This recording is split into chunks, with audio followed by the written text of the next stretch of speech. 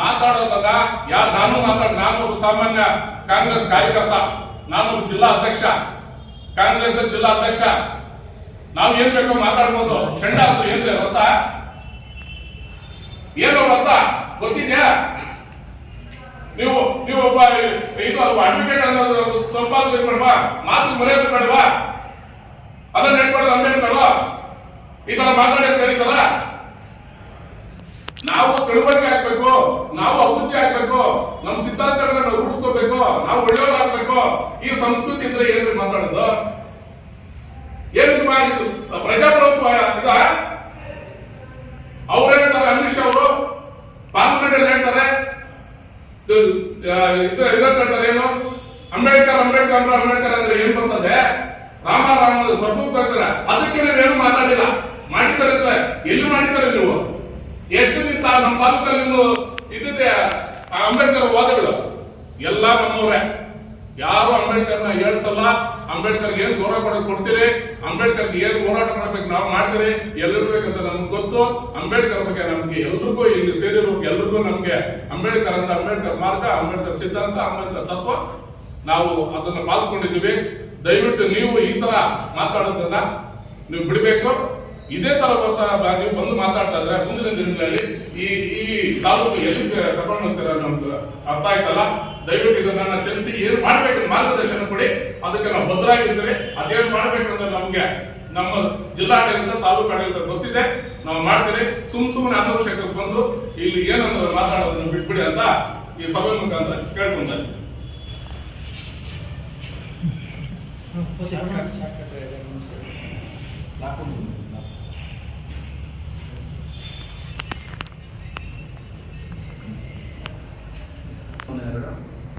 ಈಗ ಚಿಂತಾಮಣಿಯಲ್ಲಿ ಸುಮಾರು 10 ದಿನಗಳಿಂದ ಈಗ ನಡೀತಿರೋ ವಾತಾವರಣ ಗೊತ್ತಿರುವುದೇ.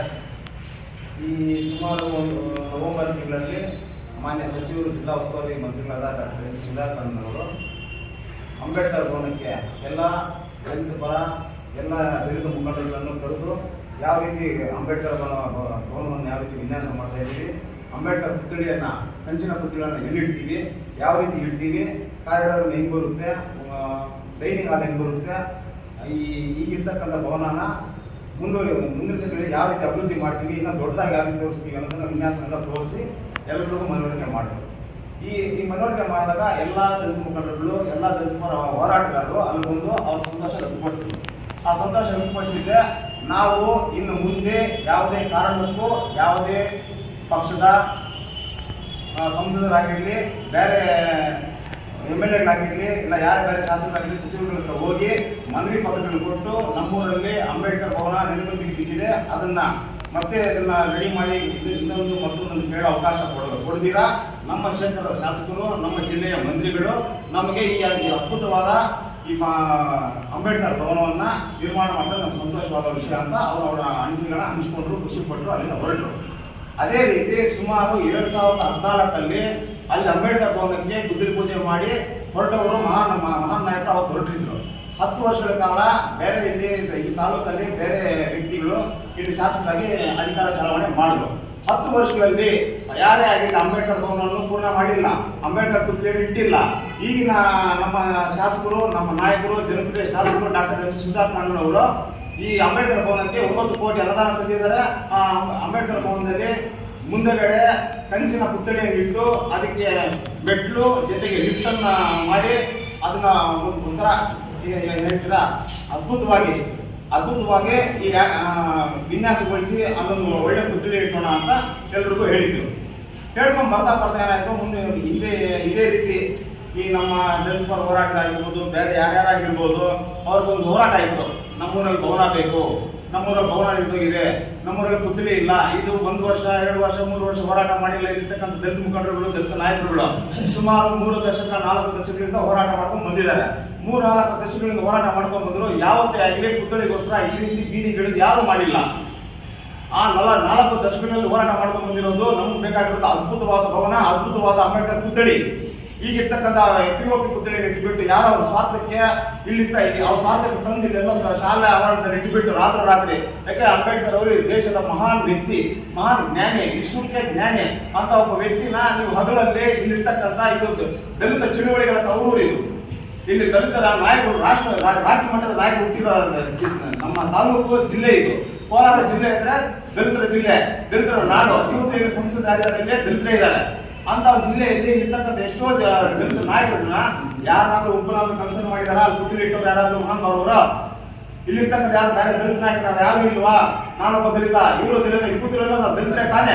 ನಮ್ಮ ದಲಿತರನ್ನೆಲ್ಲ ಬಿಟ್ಟು ಯಾರೋ ಹಿಂದೆಯಿಂದ ಯಾರೋ ಕೈವಾಡ ಕೆಲಸ ಮಾಡ್ತಾ ಇದ್ರು, ಹಿಂದೆಯಿಂದ ಯಾರನ್ನ ಕಳಿಸಿ ಯಾರ ಕೈಯಲ್ಲಿ ಯಾವ ರೀತಿ ಏನ್ ಹೇಳಬೇಕು ಆ ರೀತಿ ಮಾಡಿ ರಾಜಕೀಯ ಲಾಭ ತಗೊಳ್ಳೋದಿಕ್ಕೆ ಅವರು ಇವತ್ತು ಏನ್ ಮಾಡಿದ್ದಾರೆ, ಬೇರೆ ತಾಲೂಕಿಂದ ಬೇರೆ ದಲಿತ ಸಂಘಟನೆಗಳನ್ನ ಕೈಯಲ್ಲಿ ಇಲ್ಲಿರ್ತಕ್ಕಂಥವ್ರು ಕುಮ್ಮಕ್ಕು ಮಾಡಿ ರಾಜಕಾರಣಿಗಳು ದಲಿತ ನಾಯಕರನ್ನ ಅವರ ಬುದ್ಧಿಗೆ ಅವ್ರ ಬುದ್ಧಿನ ದಾರಿ ತೋರಿಸಿ ಇಲ್ಲಿರ್ತಕ್ಕಂಥ ದಲಿತ ನಾಯಕರನ್ನ ಬೇರೆ ತಾಲೂಕು ಕರ್ಕೊಂಡು ಮುಂದೆ ರಾತ್ರಿ ಅಂಬೇಡ್ಕರ್ ಅವರ ಪುತ್ರಿ ಇಡೋದಕ್ಕೆ ಕಾರಣವಾದ್ರು ಏನಾಗಿತ್ತು? ಇವತ್ತು ಇಲ್ಲಿ ಪ್ರೊಟೆಸ್ಟ್ ಮಾಡ್ತಾರೆ, ಮಾಡ್ಲಿ, ಸಂತೋಷ. ನಮ್ಮ ಅಣ್ಣ ತಮ್ಮಂದ್ರು, ನಮ್ಮ ಹಿರಿಯರು ಅವ್ರು ಮಾಡ್ತಾ ಇದ್ದಾರೆ. ಅವ್ರು ಹೋರಾಟ ಮಾಡಿದ್ರೆ ಹೋರಾಟ ಮಾಡ್ಲಿ.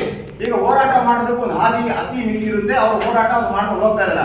ಇವತ್ತು ಬೇರೆ ಜಿಲ್ಲೆಗಳಿಂದ ಬೇರೆ ತಾಲೂಕುಗಳಿಂದ ಇಲ್ಲಿ ಬಂದು ಇಲ್ಲಿ ಕೂತ್ಕೊಂಡು ಈ ತಾಲೂಕಿನ ಇತಿಹಾಸ ಯಾರು ಅವ್ರು ಗೊತ್ತಿದೆಯಾ? ಬೇರೆ ಇವತ್ತು ಹರಿರಾಮ್ ಅಂತ ಮಾತಾಡಿದ್ದೇನೆ, ಹರಿರಾಮ್ ಅಂತ ಒಬ್ಬರು ಮಾತಾಡಿದಾರೆ.